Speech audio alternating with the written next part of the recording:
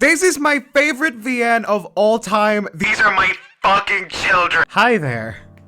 Welcome to Temptation's Ballad. This is, I have already said it, my favorite furry VN ever.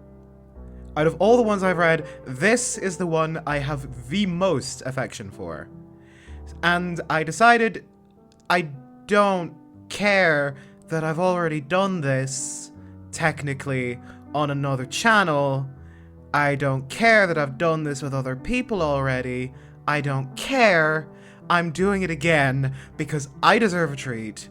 And I love this VN. I love these characters. I love the voices that I do for them. I love this story. I love this world. I love this fucking author. A little bit of a forewarning in the form of my blatantly obvious content warning. Temptation's Ballad is a gay 18+ furry visual novel. So please leave now. Just do it. You know what I'm talking about. You understand how this works. Just fucking, you know what to do. I don't need. With all of that said, let's begin Temptation's Ballad. Lights, camera, action. A child perches upon his caged throne, not a life nor choice to call his own. Brittle bones broken to fit their mold, groomed and taught an ideal foretold. In neither heaven nor hell shall he find rest, till he flies onwards upon a path possessed.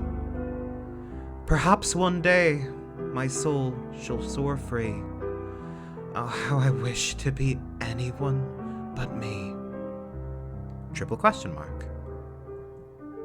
Chapter 1. The Liar, the Commoner, and the Chosen One. Some say that the city of Axia stood at the center of the world, a bustling hub of arcane research, hard-working craftsmen, and the home of the kingdom's royal family. There was rarely a dull moment within this noble city's history. More humble individuals would retort that Axia was actually a simmering shithole, while the church would accuse such individuals of being uncouth hooligans beyond salvation. They would also reassure everyone that the city of Axia was indeed very, very important. But to what extent? Little did the world and its inhabitants know that at its alleged center, a story was slowly unraveling that will ultimately determine the fate of everything. Like many stories throughout the ages, this one begins with 3 idiots. A rather hopeless bunch, really. With some time and bumbling about, however, they will hopefully mature enough to face the trials to come and take a stand at the center of the world. This story begins with a liar, a commoner, and the chosen one. Marauders District, Bonebreaker Mercenary Company Guild Building. Well, calling it a guild building was a little generous. This place was more of an abandoned tavern that was haphazardly renovated into a semi-usable living space. Mugs of mead littered the broken-down bar along with racks of weapons and overdue bills from the Adventurers Guild. It was an unorthodox company, to say the least. The walls of the old tavern, or rather, the Bonebreaker Mercenary Guild, were constantly droning with the shouts of drunk mercenaries, clattering weapons, and barely hidden sensual moans rumbling from the supply closets. It was highly recommended that visitors avoided the backroom supply closets lest they find themselves an awkward sight. Or some fun. Take your pick. The Bonebreaker Mercenary Company has always been just like its captain and namesake. Everyone's here to kick ass and have a good time. Or rather, almost everyone. The mirthful ruckus of shouting drunk mercenaries was audible even in the attic, albeit slightly muffled.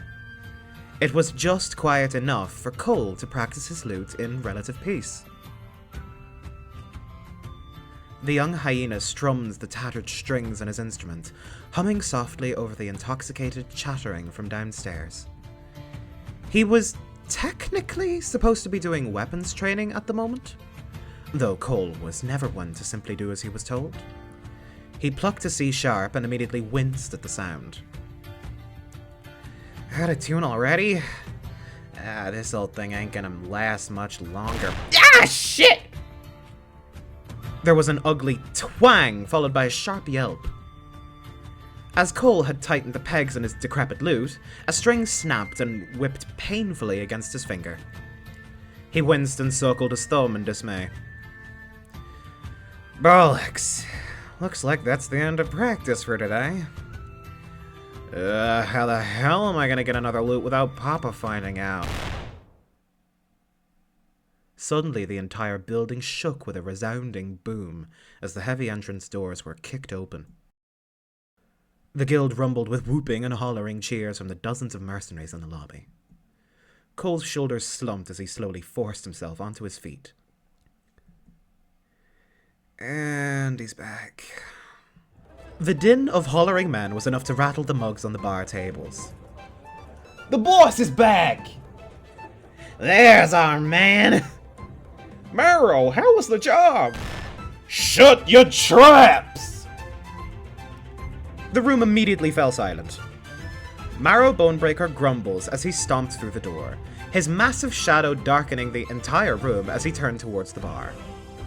A dozen fellow mercenaries spilled into the lobby along with their captain, each slinging various steel axes and swords over their shoulders. Marrow's glass eye twinkled in the dim room as he walked, his very presence commanding the attention of every person in the vicinity. He snatched a mug of mead from one of his mercenaries, and downed it in one gulp before slamming it down on the bar table. The large, towering hyena wiped his muzzle with a disgruntled sigh. Horrible. Utterly rubbish and disappointing. The moment those bandits saw us Bonebreakers approaching, they dropped their weapons and surrendered while shaking in their little boots. The old lady down the street could have put a better fight up than those sorry sods. Weren't folks saying that the city was supposed to get more rowdy now that the king and queen kicked the bucket? Bandits my ass! My axe hasn't tasted a good fight in years.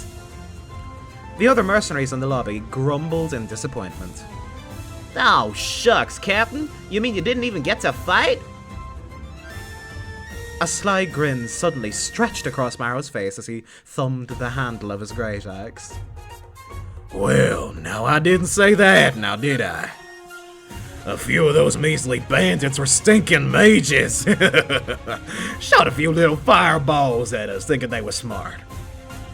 Marrow licked his lips. Nothing quite as satisfying as clobbering a few magic-y nitwits to the ground. Still, doesn't make up for the disappointing fight, though.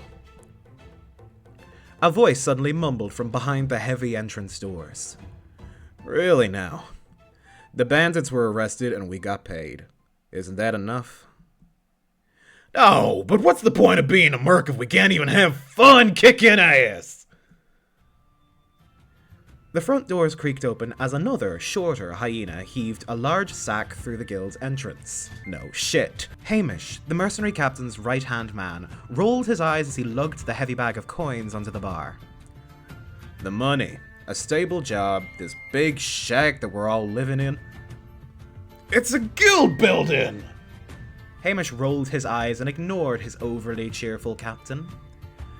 And the fact that the City Watch isn't clamoring to arrest us anymore, that should be plenty reason enough. Oh, lovey, there you go talking sense again. Can't you just let me complain in peace for once? Hamish tapped his chin thoughtfully. Nah. Somebody's gotta keep you in line. Psh, you ain't no fun anymore. Hamish tried to hide a fond smile as he turned towards the dozens of other mercenaries in the room. He plucked a handful of copper and silver coins and shoved them onto the bar. By the way, everyone, Captain says drinks are on him tonight.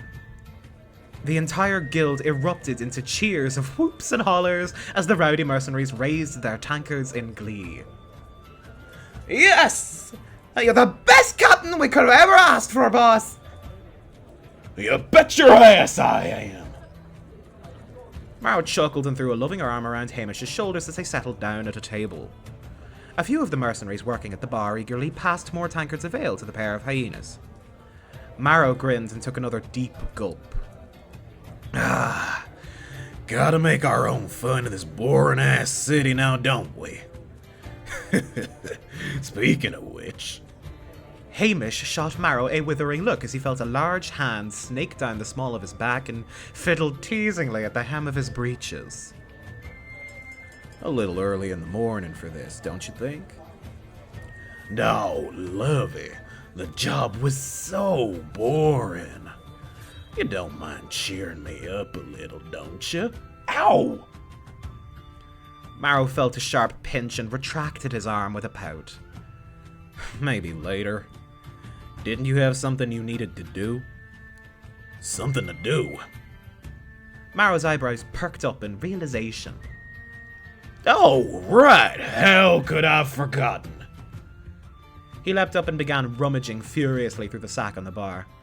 Marrow glanced up at the nearby mercenaries getting deep into their cups. By the by, have any of y'all seen my boy? I think we heard him strumming his darn lute in the attic again. That kid should really let loose and join us at the bar more often. Marrow's chest swelled with pride. There's my talented little lad, always refining his hobbies. Y'all could learn a bit from his dedication. Marrow turned towards the stairway and stomped his feet. Cole? Cole! Cole, come down! Your papa's got something for you! Yeesh. Ah, there he is, my darling boy. You know I can hear you without all of the hollering, Papa. Cole yelped as a massive hand clapped him on the back and sent his tiny frame face first into the floor. Ow! Papa, watch it! My shoulder's still not recovered yet. No, sorry there. I just can't help but get excited from seeing my pride and joy.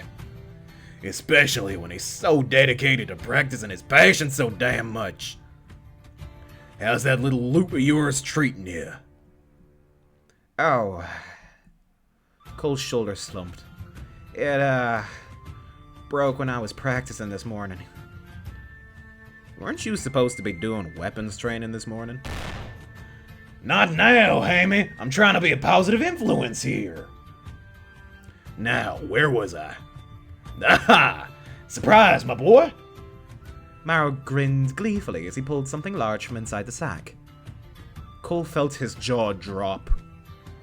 He watched his father slowly unwrap a brand new glistening lute, furnished brilliantly with handsome dark wood. He hesitantly reached out to grab it, his paws gingerly tracing the cool, smooth surface. Is this for me? Thank you so much, Papa! You really shouldn't have... Marrow barked with laughter and slapped his son on the shoulder. Nonsense! Anything from my darling boy! The Bonebreakers have gotten a lot of jobs lately since the king and queen croaked. I had to spend all that coin on something. A wave of warm giddiness washed over Cole's chest as he gently strummed the strings of his new lute. Sharp and cheerful notes rang out, perfectly tuned. Cole laughed, delighted. This is awesome! Thank you so much, Papa! Like I said before, anything for my darling son. Cole suddenly grimaced as he glanced at his father. Uh-oh. He's getting one of those daydreaming looks in his eyes again. One day, you will grow into a great man who will take over the Bonebreaker Mercenary Company as my successor. Ah. The speech. Cole stood up straight and tried his utmost to resist rolling his eyes. You will grow to be a strong mercenary and an even greater man than I. The Bonebreaker's legacy will be yours to lead down the glorious path it's destined to follow. People will sing stories of your deeds for ages to come. Yes, I memorized this whole bit, Papa. Not to be pessimistic or anything, but have you noticed that your son is like almost half the size of the smallest merc in the company? I can barely even lift an axe. Hurry up, my dear boy. I understand your pain. I was a late bloomer as well. Yet here I am, the captain of the greatest and most fearsome mercenary company in all of Axia and the kingdoms beyond. Late bloomer? Papa, I'm like 23 now. Pretty sure the chances of a growth spurt are miraculously low at this point. Cole gulped as his father leaned down on one knee and placed a supportive hand on his shoulder. His face was brimming with such faith and pride that it was hard to look at directly. No matter the odds, know that I believe in you. You're gonna show the world what you made of one day, and the world will watch in awe. Remember, boy, you are the son of Marrow Bonebreaker. Cole felt an uncomfortable wriggling of doubt rising in his throat, but at the sight of his father's intense and loving confidence, he swallowed it back down. Sure, Papa. One day. Mara's laugh boomed through the building. Cole yelped as a playful hand ruffled his hair. That's my boy. Now, like anything in life, that day won't come without putting some work into it. That's why I think it's high time you start taking on mercenary jobs again. What? But I still haven't recovered from the injuries from my last job. Cole jabbed a finger desperately at the bandages hanging from his shoulder. Bah! It's been weeks. If it ain't getting better with you cooped up at home, it'll get better if you go out for some air. Mao's voice turned gentle. I ain't asking you for the world, boy. Not until you're ready. We'll take it one step at a time. For today, just go out and take one listing from the Adventurers Guild and bring something home from your work. Be it a few coppers or vast heapings of treasure, know that I'll always be proud of what you do. The life of a great man is a long one.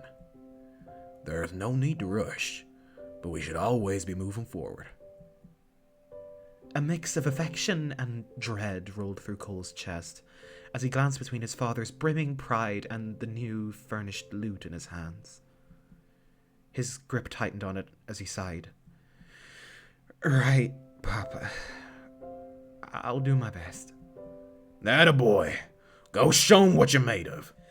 And if you run into any cowardly magic users out there, give 'em a good old throttling for me. You know what I always say about magic. Cole sighed. It's the tool of the weak and spineless. Ha! And don't you forget it. Nothing's more satisfying than clobbering a wizard across the face while they're crying, "My spells! My spells!" Right, of course. Anyway, I gotta go show the world what I'm made of. I'll see you later. Take care, my son. Cole grabbed his loot and scuttled towards the door. His gaze was trained at his feet, far from the beaming and loving grin on his father's face.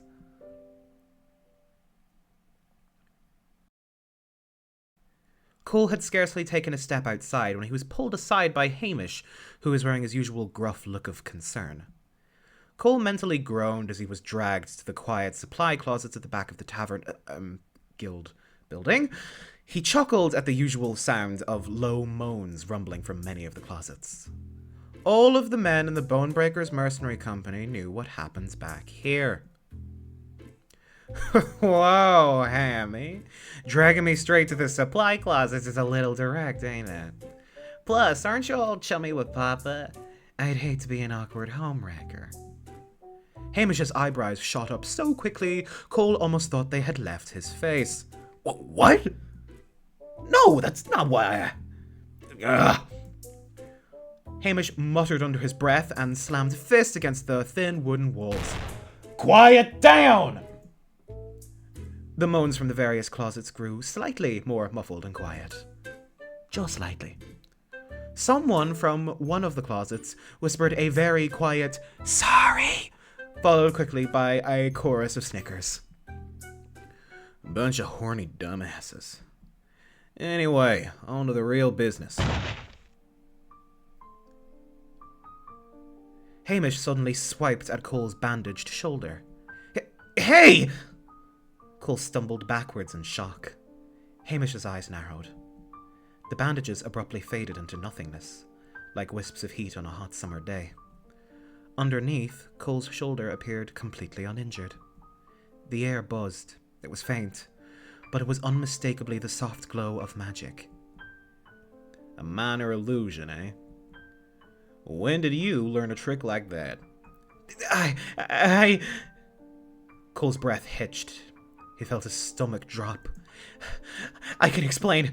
Please, don't tell Papa. Shh.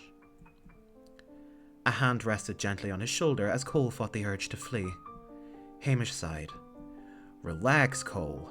I'm not here to get you in trouble. Not everyone's as old-fashioned as your father. Honestly, most of the boys in the Bonebreakers are fine with magic. Cole let out a breath of relief and scowled.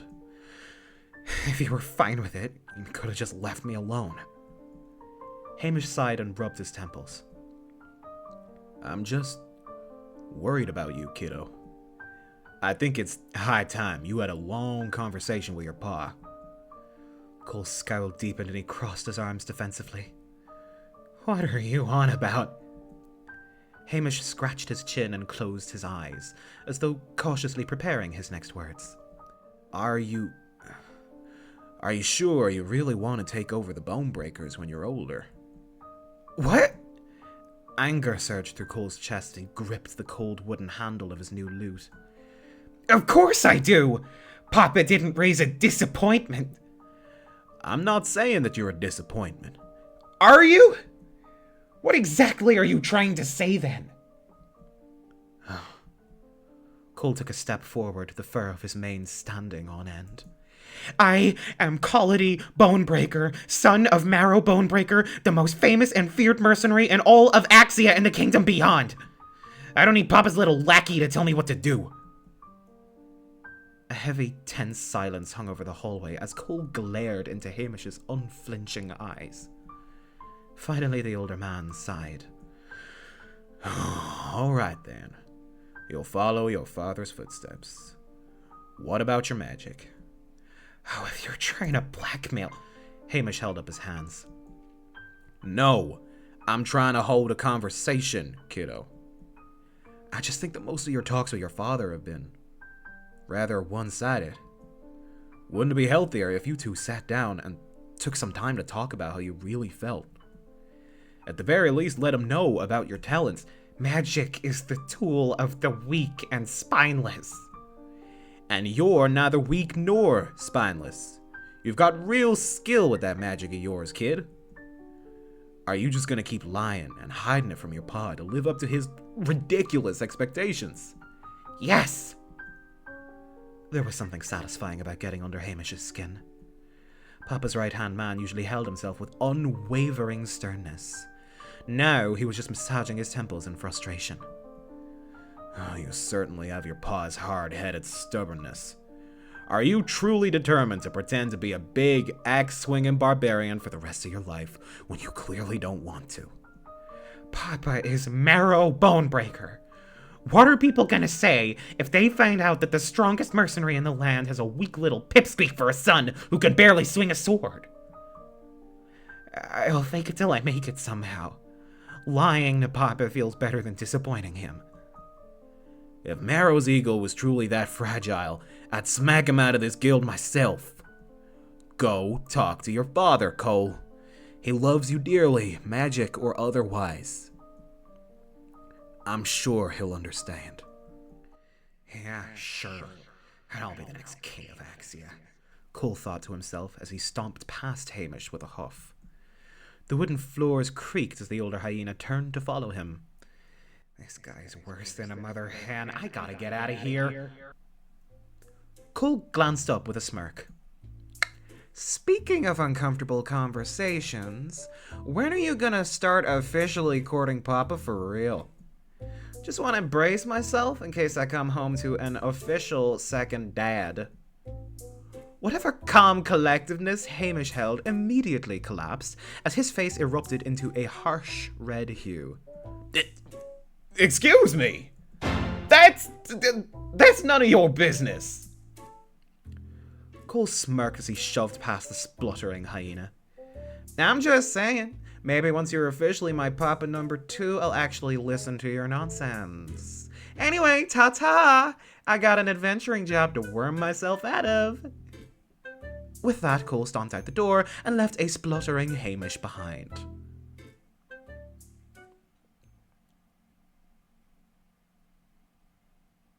Market District, Sparrow's Roost, Inn and Tavern. Meanwhile, across the city, at an actual functioning tavern, a young badger slumped his way home with heavy shoulders and an even heavier heart. Sid Shirokai's face was grim as he stumbled home to the tavern that his mother ran. Returning home empty-handed, yet again. And this time he returned bright and early in the morning. The day had barely begun, with cool morning dew settling on the wet grass below. As Sid approached the steps of the Sparrow's Roost Inn and Tavern, his eyes lit up at the sight of a familiar face waiting for him. Hey, Betsy. How's business at the tavern going today?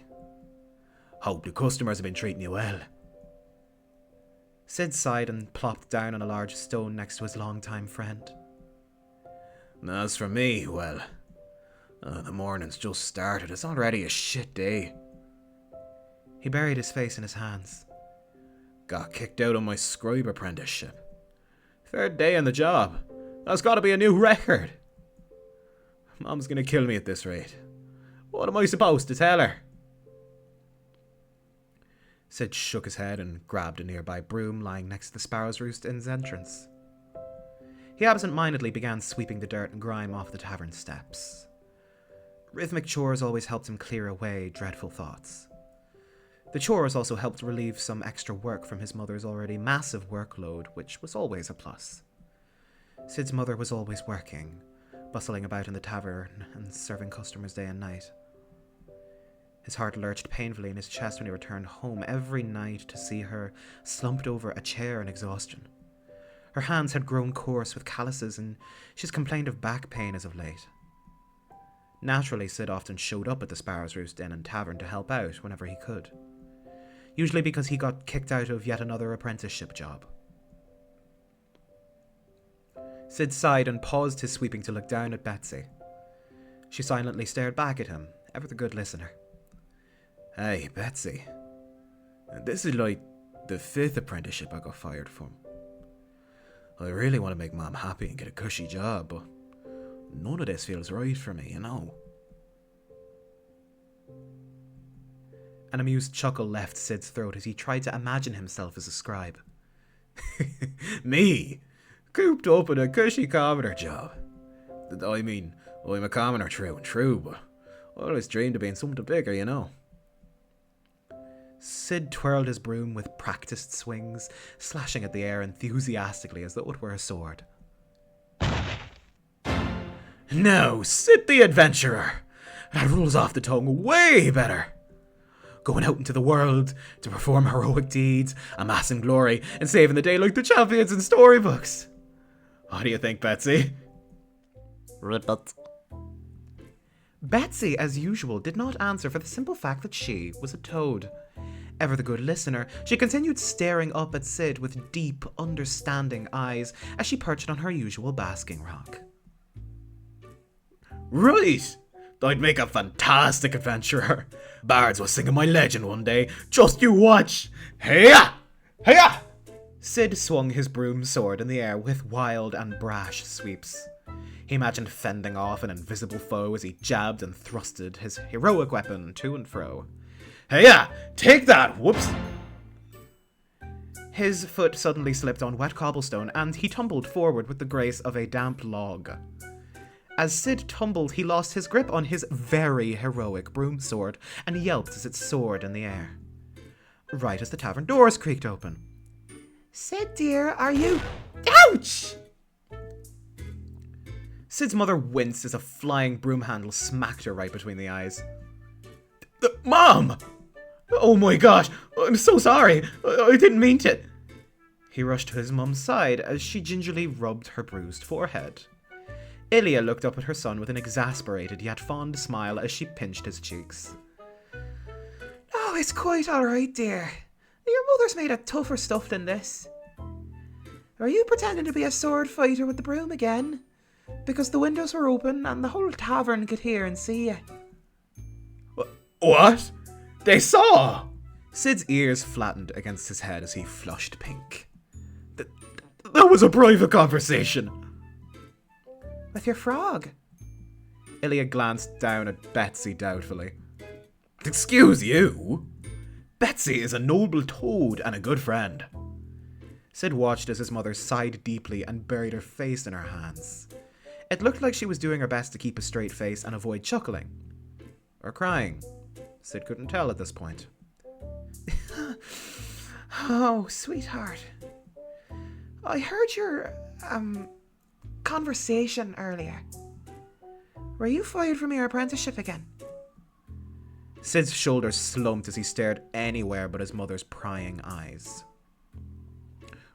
Well, fired is a strong word. I prefer the term gently let go. Of course, dear. He felt a gentle wing on his arm. Sid glanced down. His mum looked so tiny in comparison. The scribe, the blacksmith, even the wood furnishers. You've been let go from practically every apprenticeship job in our neighbourhood. Sweetheart, I may not be as charismatic as your frog friend here, but please don't be afraid to speak to me if something's wrong. Nothing's wrong. Well, kinda. Guilt started creeping through his chest. They've been through this conversation countless times. I just can't get into any of these ordinary jobs. The thought of getting stuck indoors as a scribe for the rest of my life feels miserable. I want to go out there and see the world. Don't you want your son to succeed as a great and glorious adventurer? I know I have it in me to be somebody instead of another commoner out in the market district. Somebody great. Ilya's grip on his arm tightened as worried trepidation filled her face. Oh, Sid, I know this is difficult, but the reason your father and I work ourselves to the bone day in and day out is because we hope to create a better future for you. We work so hard because we hope you don't have to. I want you to be happy as well, but many adventurers often don't return home. The thought of you going out into the world alone... Ilya snapped her beak shut, shivering. Oh, Mom, don't worry. I'm the toughest cookie around.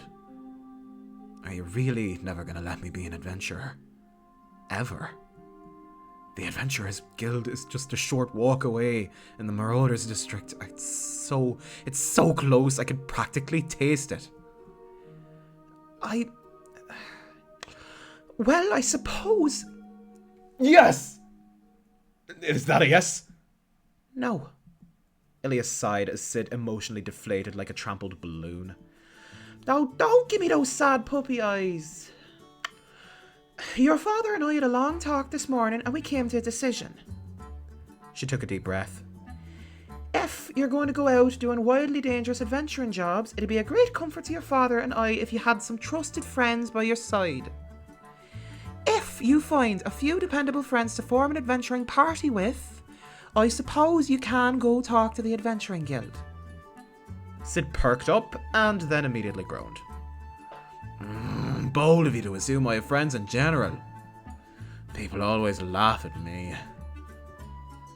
Well, perhaps if you stop talking to your frog all the time? Betsy's a toad. Ilya sighed with a defeated smile and patted her son on the shoulder. This was impressive considering she could barely reach it even when standing on her tiptoes. Alright dear, why don't you get out of here while the day is still young? Go mingle about the Marauders District and see if you can make any friends. Oh, and before I forget, I packed you some snacks in case you get hungry later. Be sure to share them with your friends if you make any later today. Sid stood, stunned, while his mother stuffed several wrapped sandwiches into his tiny pockets.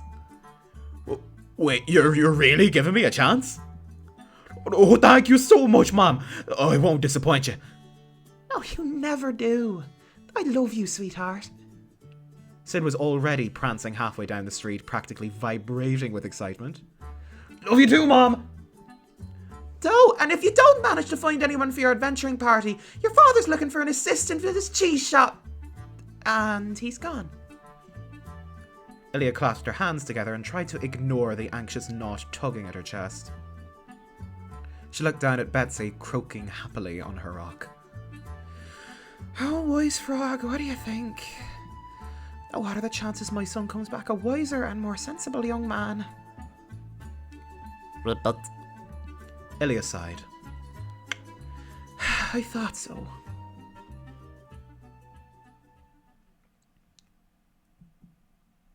Church District, Grand Cathedral. The Grand Cathedral stood coldly against the morning air, the sun's harsh rays reflecting off of its bright walls like jagged knives.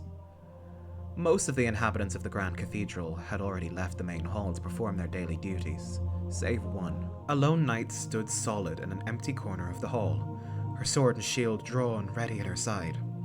Her blade glinted off the morning sun in precise swings. Her stance and posture were as picture perfect as they were rigid and anxious. Artemy Joanna Gauchier resumed her daily training as a holy knight of the church, as she had done every day as far as she could remember. Her blade hand paused as the cheerful voices echoed from one of the cathedral's side entrances. Bishop Katrina glided elegantly into the main hall, with half a dozen church youths following closely behind like a flock of ducklings. She carried a commanding presence as she directed the youths to their duties. The floors on the side halls will need a thorough sweeping, along with the entirety of the east wing staircase, understood? The church youths mumbled but nodded quietly. At the sight of the bishop, Artemy hastily sheathed her sword and bowed deeply. Bishop Katrina barely spared her a glance. A few of the church youths suddenly noticed her and stared. Hello? Artemy gave the crowd a shy little wave. Most of the youths sneered and scrunched their noses. Several whispered amongst each other with less than kind words. Artemy dropped her hand back to her side dejectedly. Why is she even here? All that little mutt ever does is pretend to swing her sword around the cathedral all day while all the rest of us do all the hard work. And she's not even a real knight. Talk about unfair. Bishop Katrina's heels clicked sharply on the cathedral's stone floor as she turned towards them. Whispering is quite rude, children. The whole group bowed their heads apologetically. One of the bolder youths glanced up defiantly. Apologies, Your Excellency. We were just a little curious. Yes, it appears many of you are ignorant of certain important topics. You all surely know of the Creator's Chosen. Throughout history, our great Creator has chosen champions worthy of her holy light to protect the Church from the evils of this world. It is prophesied that each chosen will play an important role in guarding the world from destruction. Our Artemy is one such chosen. On the night of her birth, they say a beam of celestial light descended from the heavens above and blessed Artemy with the Creator's holy strength. That is why she carries such powerful celestial magic within her veins. One day, when the Chosen reaches her full potential, she will be able to draw the Creator's holy blade from the pedestal and deliver the world from a terrible fate. Until that time comes, she is to continue training under the guidance of the Church. A few of the church youths snickered to themselves as they glanced at Artemy standing awkwardly in the corner of the main hall. But, Your Excellency, how does the Creator choose her champions? Of all people, why was she chosen? Bishop Katrina either did not notice the disdain in the youth's voice or decided to ignore it. We simple mortals cannot hope to fathom the will and intent of our Creator. We can only have faith that she chose well. Now, enough idle chatter. Move along to your duties, all of you. The half-dozen youths nodded politely and scrambled out of the hall. A heavy silence descended upon the cathedral. Bishop Katrina turned towards Artemy's corner of the room. Artemy gulped and straightened her posture. Good morning, Mother. Daughter? Artemy felt her mother regard her coldly. She could never tell whether she was pleased or disappointed by something. When it came to herself, it was usually the latter. You were late to your swordsmanship practice this morning, so I heard. Artemy winced and bowed her head. Yes, but only by a few minutes. That is no excuse.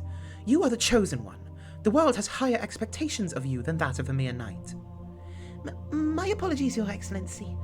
I will do better next time. You say that so often, and yet... Dread crept through Artemy's chest as her mother sighed and rubbed her temples. In any case, I saw that note you left at my door this morning. You wish to speak with me? Yes, Mother. Her heart thumped rapidly against her chest. I have a bad history with those two words in sequence. I am not going to explain it any further than that. If you know, you know. 99% of you don't. Artemy inhaled and tried desperately to steady her breath. She never felt comfortable while speaking, especially to her mother. Your Excellency, I have been diligently training within the Grand Cathedral since I was a mere child to prepare for my role as the Creator's Chosen. But throughout all these years, I rarely have the opportunity to leave the walls of the cathedral, and not once have I stepped foot outside the church district. I understand that the church feels that this is best for my safety, but with no experience of the outside world, I feel very ill prepared for my duty. That is why, Artemy nervously saluted and bowed. Your Excellency, I humbly request for a small task or mission outside of the church district. No. Bishop Katrina's reply was immediate. Artemy flinched, completely taken aback. Huh? May I ask why? Artemy gulped as Bishop Katrina stepped close. She circled around her like a predator wearing a cold, harsh glare. Look at you. You know what I see? Flaws. Nothing but flaws. Horrible, cowardly posture for a knight. You can barely even speak without falling apart like a nervous child. Why, mere minutes ago, I witnessed you being too intimidated to even strike a conversation with the church youths. Don't even get me started on your training. Bishop Katrina leaned forwards until her face was just inches away. Artemy Johanna Gauchier, from what I have seen, you are without a doubt the weakest chosen one throughout all of history. Her words pierced Artemy's chest like cold daggers. The young knight took a deep breath in a futile effort to steady herself. Do you wish to take on a mission outside the church and become the laughingstock of the entire city? I don't think so. Stay in the church, continue your training, and do as you are told. Lest you bring more embarrassment to the church and our family name, daughter. But I must take on missions if I am to gain experience and improve. You are not even close to ready, and you know it. But are you going to continue such an uncouth argument here, in public, right in the middle of the main hall? This is exactly why you are not fit to leave the cathedral yet. That's better. We simply want what's best for you, daughter. Is this a bad time? The two of them immediately glanced up to see a large polar bear clad in high-ranking church armor approaching them with a jolly grin. Artemy immediately saluted. Knight Commander Grank, good morning to you, sir. Bishop Katrina simply gave the polar bear a polite nod. Grank laughed jovially and patted Artemy on the shoulder. It is a fine morning indeed. I hope I'm not interrupting anything of importance. Your Excellency, would it be all right if I borrowed dear Artemy for a few moments? By all means. This was an unproductive conversation to begin with. Excellent. Come along now, Artemy. We don't have all day. Yes, sir. Knight Commander Grank casually strolled to the far side of the main hall, watching the bishop until she had left the room and was fully out of earshot. Artemy followed closely behind while fidgeting nervously. Knight Commander? You are a very busy man. It would be irresponsible of me to take up too much of your time. Grank laughed and clapped her playfully on the back. Worry not. I always have a moment to spare for my finest pupil. I overheard that whole wretched conversation. Relax, young'un. Your mother frets way too much. Here's a little something to cheer you up.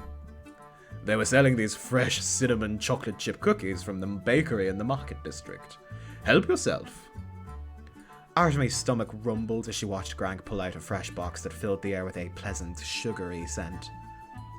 She shook her head nervously. Thank you, Knight Commander, but I must refuse. As the Creator's chosen, I must resist such worldly indulgences. Oh, come on. You used to love these. I am no longer a child, Knight Commander. I must act as a true Holy Knight should. Well, I'm the commander of the Holy Knights, and I snack all the time.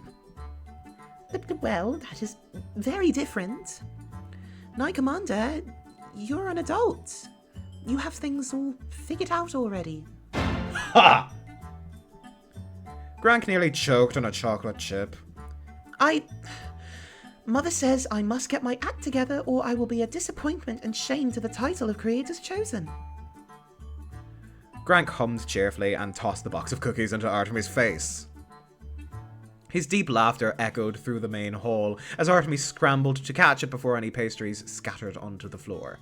Ha ha! Well, as Knight Commander of the Church, I outrank your all-powerful mother, and I command you to loosen up and have a little fun, all right? It's difficult when the eyes of the world are watching your every move, but remember to be kind to yourself. I suppose. Artemy popped a small cinnamon cookie into her mouth. The rich, sweet flavors flooded her senses. A small smile spread across her face. She rarely had the opportunity to enjoy such treats within the confines of the cathedral. Ah, there's that smile. It's good to see my favorite pupil happy for once. Thank you, Knight Commander. Oh no, don't bow at me. Relax. I'm just expressing gratitude for your kindness. You're a very busy man with an endless number of tasks. You really shouldn't be wasting your limited time on me. Well, there's no such thing. Speaking of my many tasks, I happened to overhear your conversation with Bishop Katrina earlier, and I believe I possess the solution to your woes. Grank fumbled through his bag and pulled out a handsome leather box. I, Grank Stormborn, Knight Commander of the Holy Church, have a mission for you. Really? The cookie box clattered to the floor as Artemy hastily gave a formal salute. A half-eaten chunk fell from her mouth and streaked a line of melted chocolate across her armor. I gladly accept, but what about Mother? I mean, Her Excellency's orders. Like I said before, I completely outrank her. I also completely agree with you. As the Creator's Chosen, you'll need some experience with the world outside the Church District if you're going to be a worthy protector. So, let's start off with a simple yet very important mission, shall we? Grank slowly opened the leather box. Artemy gasped. Inside was an elegant black obsidian crown, its surface shimmering like the night sky. Encrusted upon its facade were 4 gleaming red rubies, their finely polished surfaces gleaming like freshly spilt blood. This was surely no ordinary piece of jewellery. Your task is to deliver this package to the prince at the royal palace. Apparently, His Highness ordered this black crown to be specially made for his collections and whatnot. This should be a fairly simple task, but it'll be your first time stepping outside the Church District. Why not use this chance to get familiar with the city that you're supposed to be protecting? Go out and explore a bit, there's no rush. There's lots of great snack foods in the southern part of the market district. I am honoured to be tasked with such an important mission. Thank you so much, Knight Commander. She gingerly held the small leather box and frowned. Excuse my ignorance, but why are we not addressing the prince as His Majesty? Ah, yes. The young prince is technically the ruler and true king of Axia, ever since our late king and queen passed away several weeks ago. Creator bless their souls. His Highness has decided to spend a year studying under the royal advisors and thoroughly learn his duties before attending a true coronation ceremony. The poor boy is still grieving over his parents' recent deaths. To think the kingdom expects them to take their place so readily. Grank shook his head. In any case, make sure this package gets to the royal palace by the end of the day. Are you ready? Artemy nodded furiously. Yes, absolutely. Thank you for this honor, Knight Commander. Excitement bubbled up on Artemy's chest as she clutched the handsome leather box. This was the perfect chance to explore the world she was destined to protect. As unfamiliar with the outside world as she was, this was just a simple delivery. What could possibly go wrong? And that's where I am going to leave this episode. And analysis, okay, because I have to gush right now because this is my favorite thing in the world. I think that this introduction to these characters is fucking flawless. And it immediately establishes them all as being extremely well layered, and Cole especially is my favorite. Oh my god, Cole is my favorite. For reasons you will understand as the story progresses. I am so excited to get into it, and I cannot wait to do more. I'm actually rambling at this point, oh my god. Fuck, who watches these videos again? Apologies, I am rambling. This this just makes me really, really happy. So, to recap, we got introduced to the Liar, the Commoner, and the Chosen One. In order, Cole Bonebreaker, Sid Shrikewood, and Artemy Gautier. The core 3 protagonists that this story is based around. But I'm going to leave this episode here. Thank you all so very much for watching. As usual, I will be putting a link in the description to Shirokoi's page and Patreon so that you can go and support him and his projects, 2 projects. He's doing these all by himself. Writing, coding, art, all of it he does by himself. It's truly fantastic. And obviously, I will leave links to my own socials as well if you want to go and support me and my own work. But that is more than enough fanboyish rambling out of me for now. This has been Pink Wisp, reading Temptation's Ballad, and I'll see you in the next one. Take care.